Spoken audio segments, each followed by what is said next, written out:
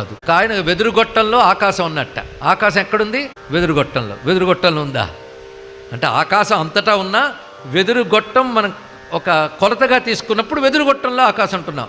కనుక ఈ సుషుమ్న అనబడే శక్తి ఏదైతే ఉందో అది విశ్వమంతా వ్యాపించిందండి. మన శరీరంలో మాత్రము మూలాధారం నుంచి సహస్రారం వరకు ఉంటుంది, కానీ ఇంకా అనంతంగా ఉంటుంది. దానికి తుది మొదలు తెలుసుకోలేము, అది తెలుసుకోవాలి. అయితే సాధన చేసేటప్పుడు మాత్రం రెండు నాడుల్లోంచి ఉచ్ఛ్వాస నిశ్వాస తీసుకొచ్చి సుషుమ్న యందు దృష్టి పెడతాం. ఈ రెండు నాడులు మాత్రము ప్రారంభము తుది ఉంటుంది. ఆ రెండు నాడులు ఎక్కడి నుంచి ఎక్కడి వరకు వస్తాయంటే మూలాధారం నుంచి ఆజ్ఞాచక్రం వరకు, భ్రూమధ్యం వరకు ఆ రెండు నాడులు సంచరిస్తాయి. ఉచ్ఛ్వాస నిశ్వాస రూపంలో వెళుతుంటాయి.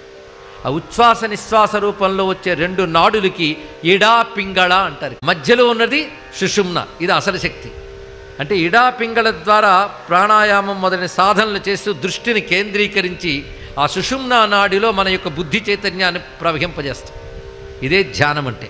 కొందరు హృదయ చక్రం దగ్గర చేస్తారు, కొందరు ఆజ్ఞాచక్రం దగ్గర చేస్తారు, కొందరు సహస్రారం దగ్గర చేస్తారు, కొందరు హృదయ చక్రం కింద ఉన్నటువంటి నాభి దగ్గర, ఆ కింద ఉన్న స్వాధిష్టాన మూలాధారముల వరకు కూడా వెళుతూ ఉంటారు. ఇక్కడ కొంతమంది యోగం గురించి తెలిసిన వాళ్ళు కూడా ఉంటారనుకుని నేను ఈ విషయం చెప్తున్నాను ఇక్కడ.